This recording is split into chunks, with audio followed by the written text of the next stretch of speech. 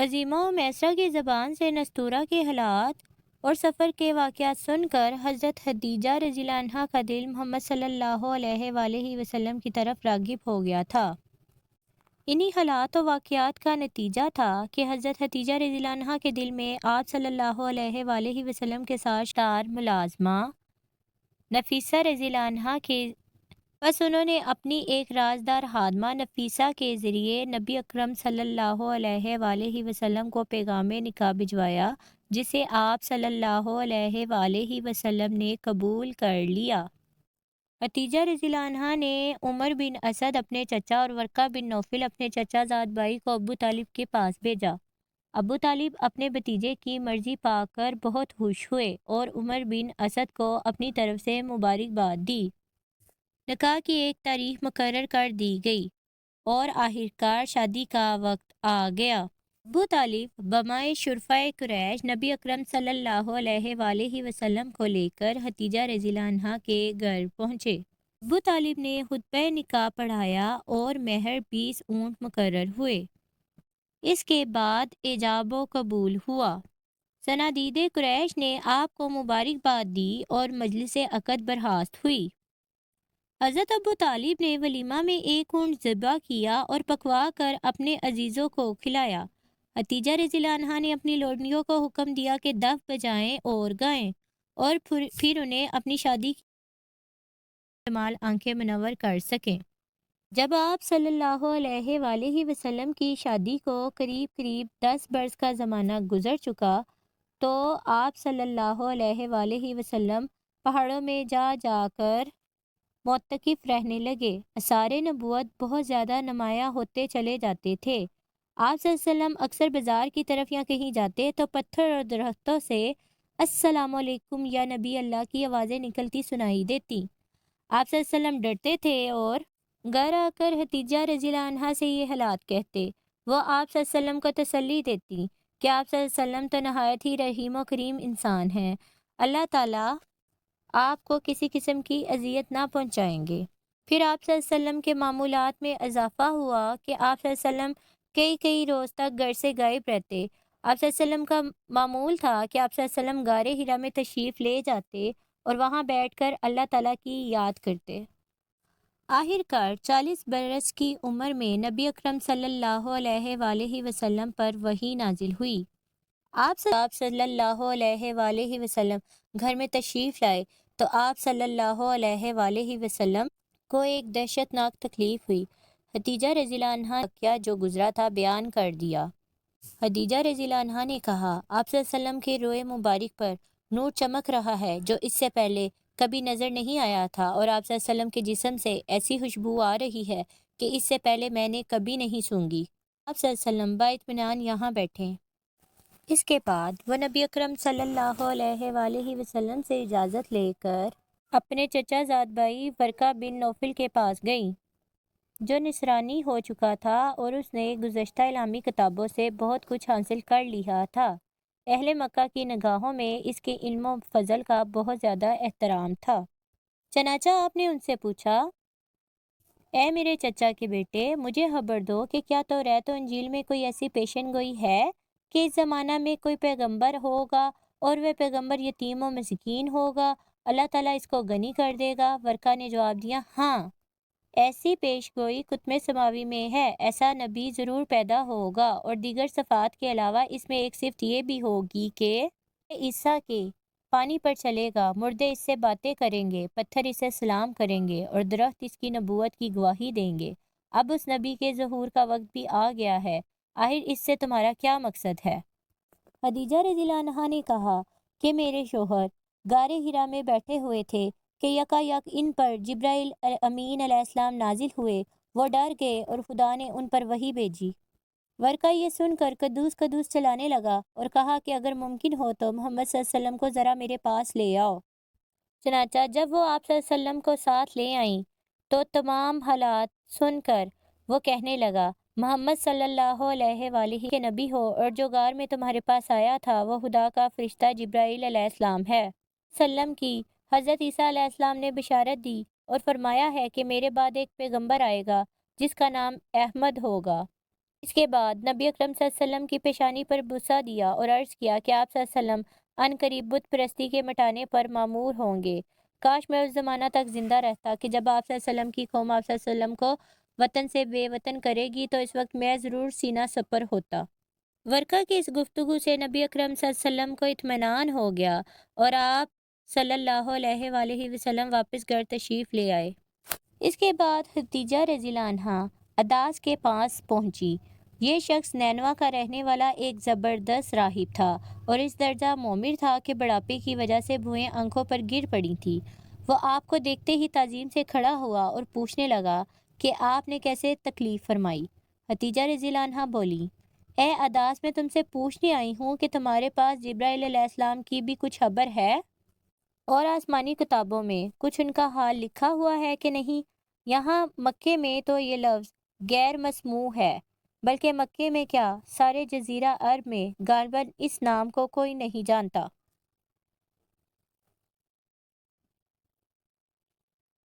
قدوس، اس سرزمین میں جہاں کے باشندے مشرک اور بت پرست ہیں، جبرائیل علیہ السلام کا کیا ذکر؟ خدیجہ رضی اللہ عنہا بولی، اے عداس، جو کچھ میں پوچھتی ہوں اس کا جواب دو۔ عداس نے کہا، اے شریفہ حجاز، جبرائیل علیہ السلام خدا کا ایک مقدس اور امین فرشتہ ہے جو موسیٰ علیہ السلام اور عیسیٰ علیہ السلام کے پاس خدا کی طرف سے پیغام لے کر آیا کرتا تھا۔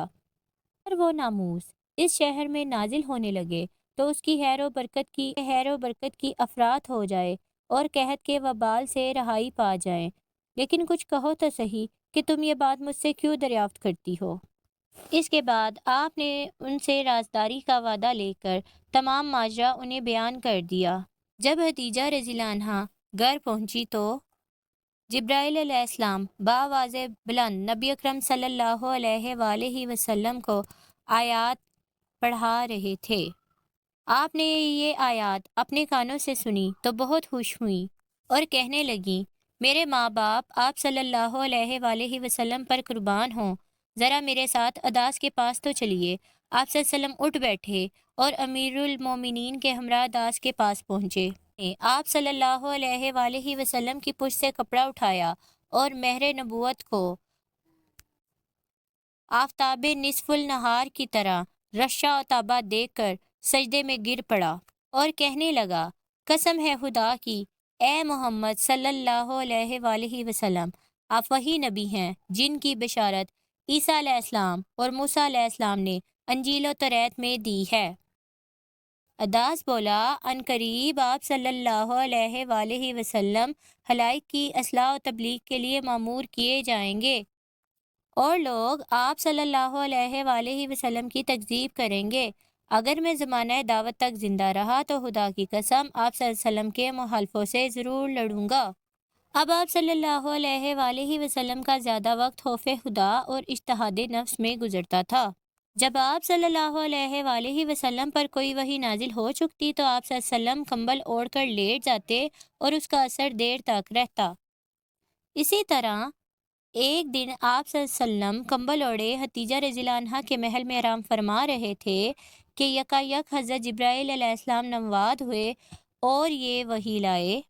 ترجمہ، یعنی اے کمبل اوڑھنے والے، اٹھ اور اپنی قوم کو عذاب الہی سے ڈرا اور اپنے پروردگار کی بڑائیاں بیان کر، اپنے کپڑوں کو پاک رکھ، ناپاکی کو ترک کر، زیادتی کی خواہش میں احسان نہ کر اور اپنے پروردگار کے لیے کام میں صبر پیدا کیجیے۔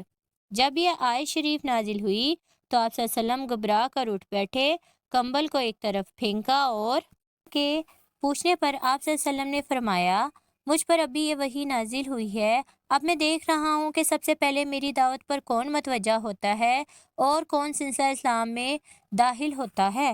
خدیجہ رضی اللہ عنہا بہت عزت کی نگاہ سے اپنے شوہر کو دیکھ رہی تھی اور داعی اسلام کا ہر لفظ دعوت سن رہی تھی کہ انہیں ایک پھریری سی آئی، آنکھوں میں آنسو ڈبڈبانے لگے، دل میں ایک کیفیت پیدا ہوئی اور وہ دوڑ کر نبی اکرم صلی اللہ علیہ وسلم کے قدموں میں جا بیٹھیں اور کلمہ پڑھ کر مسلمان ہو گئیں۔ بولی، یا رسول اللہ صلی اللہ علیہ وآلہ وسلم، میں آپ کی نبوت اور رسالت کی سب سے پہلے گواہی دیتی ہوں۔ آپ صلی اللہ علیہ وآلہ وسلم خدیجہ رضی اللہ عنہا کو دعائے خیر دے کر دعوت اسلام کے لیے باہر تشریف لے گئے۔ آپ صلی اللہ علیہ وآلہ وسلم سے نبی اکرم صلی اللہ علیہ وآلہ وسلم کی معاونت کی اور آپ صلی اللہ علیہ وآلہ وسلم کی ہر طرح کے حالات میں دلجوئی کی۔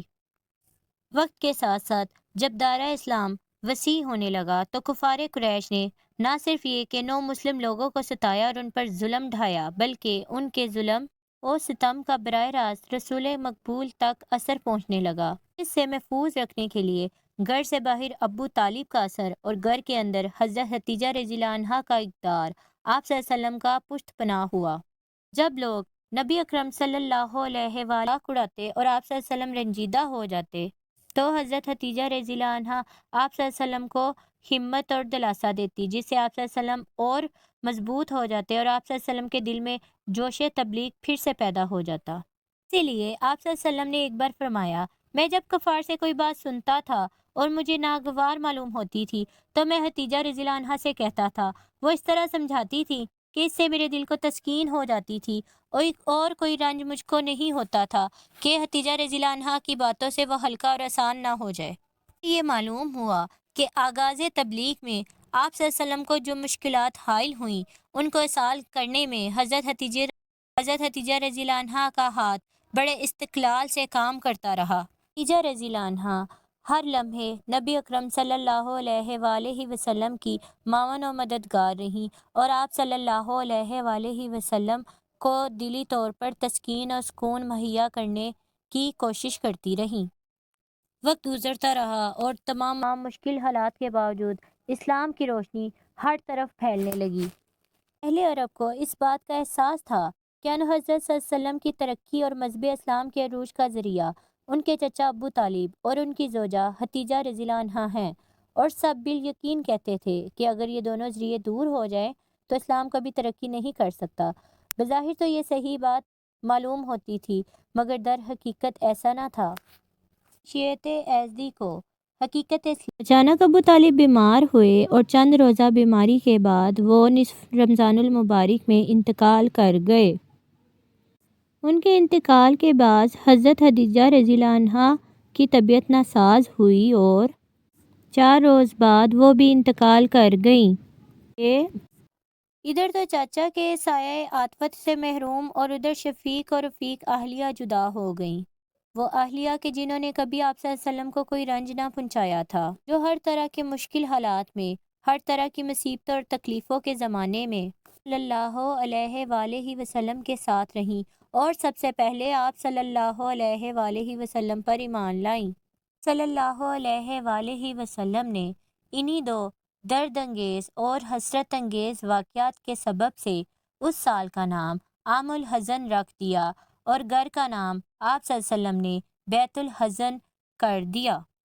خدیجہ رضی اللہ عنہا نے کچھ اس طرح آپ صلی اللہ علیہ وسلم کے دل میں جگہ پیدا کر لی تھی کہ جب تک حضرت خدیجہ رضی اللہ عنہا کے بطن سے اللہ تعالیٰ نے نبی اکرم صلی اللہ علیہ وآلہ وسلم کو 2 بیٹے اور 4 بیٹیاں دیں۔ آپ رضی اللہ عنہا اپنے بچوں کی تربیت نہایت محبت و پیار سے کرتی تھی۔ اسی نسبت سے نبی اکرم صلی اللہ علیہ وآلہ وسلم نے آپ کو ام العیال فرمایا ہے۔ اللہ تعالیٰ ہمیں بھی توفیق دے کہ ہم سنت رسول کی پیروی کریں اور حضرت خدیجہ رضی اللہ عنہا کی طرح اپنے شوہر کی اطاعت و فرما برداری کریں، اور اللہ تعالیٰ حضرت خدیجہ رضی اللہ عنہا کو حسب بشارت جنت میں موتیوں کا محل عطا فرمائے، آمین۔